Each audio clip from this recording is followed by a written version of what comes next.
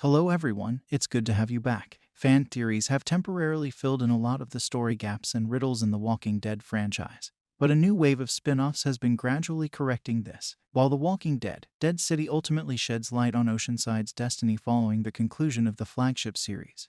The Walking Dead, Daryl Dixon describes the horrifying events at Ground Zero in Paris. The full significance of the enigmatic and designations, which were only briefly addressed in both The Walking Dead, World Beyond and the original series, is now revealed in the premiere of The Walking Dead, The Ones Who Live. These elusive labels appeared with the arrival of Jadis, the avant-garde leader of the scavengers who lived in the rubbish. We watched her offer other apocalyptic survivors, designated as either O or B, to an unidentified helicopter in a manner that bordered on ceremony. In World Beyond, we learned that the Civic Republic military owned the helicopter and that A-labeled offerings were turned into human test subjects for Walker research, while B-labeled prisoners were made into low-status employees in the CRM facilities.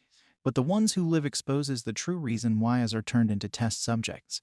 They are fearless leaders and autonomous thinkers who pose a challenge to the CRM's fascist-like organization. Even though the A and B labels didn't appear very important at first, they became quite important when Andrew Lincoln abruptly left the show. These labels suggested that The Ones Who Live was not yet finished with these characters, as seen by Rick Grimes' survival and absence following the bridge explosion and Michonne's own departure from the program.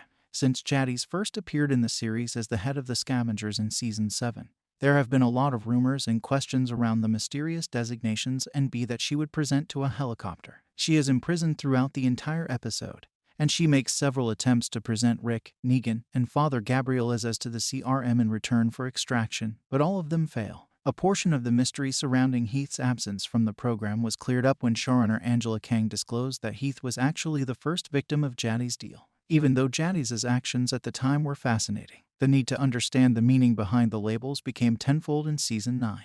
The labels reappeared during Lincoln's departure from the flagship performance, as Jadis loaded his paralyzed, post-bridge explosion body onto a CRM helicopter. She had originally guaranteed them an A, which would have confirmed her extraction, but she changed Rick's label to a B at the last minute. When she refers to him as a friend, we know in our gut that she saved his life by removing the more sinister-sounding classification in addition to the medical assistance that this unidentified helicopter was likely able to offer. The most persistent notion regarding the labels, which was essentially verified by World Beyond Season 2, was that B became employees of the lowest rung in the CRM compounds, while A persons were employed as test subjects in Walker studies by the CRM. Consequently, this attests to the notion that Jadis did, in fact, save Rick's life, even though we'll never fully know the scope of his role within the CRM, especially considering that she says she provided the CRM with something valuable. The Ones Who Live indicates that there is an additional political component to the two titles, even if this hypothesis captures their essence. Although it is true that B has become employees and has become test subjects, The Ones Who Live shows that As are really leaders who are just used as test subjects by the CRM. Since Negan, Gabriel, and Rick were the same characters we had seen in the first season of the show, it stood to reason that their perseverance and fortitude would make them good subjects for Walker experimentation. Their independent spirits might have been a benefit to the treatments or drugs utilized in the virus resistance trials.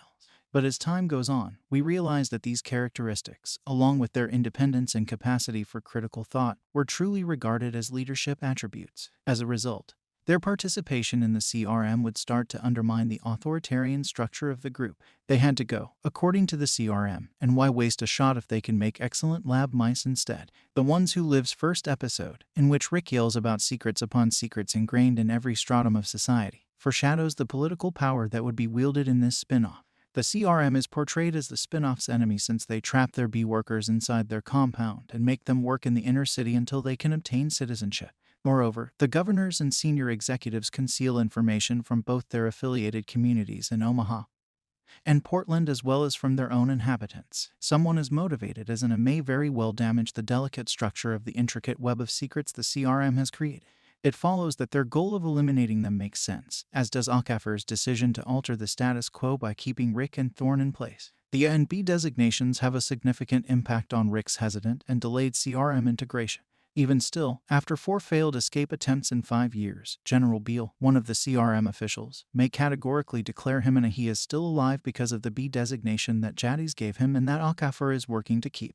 Rick is the first prisoner, in Okafor's opinion, who is tenacious in his attempts to break free, so tenacious that he even chopped off his own hand. Rick is consistently offered the chance to enlist in the military and support the CRM despite these efforts. Only after being contacted by Okafor does he finally seize this chance. If Rick hadn't been a true A, this wouldn't have occurred. We learn that Thorn is an as well, and that he and Rick are given the chance to influence the political makeup of the CRM. They are informed during Okafor's briefing about their prospective rise through the ranks and how they will progressively learn more of the community's secrets. After another year of working with Thorn continually reprimanding him, Rick initially blows this off and keeps fighting to get back to his family. But it appears that he has nearly completely assimilated into the CRM, or at least the internal revolt. It's difficult to predict Rick's response when he eventually reunites with Michonne in the premiere's finale. They first cross paths right after Rick unexpectedly loses his friend in a dizzying helicopter crash sequence that is most likely the result of Michonne's own doing. After 6 years apart, have Rick's objectives changed, much as Daryl's were at the conclusion of his own spin-off?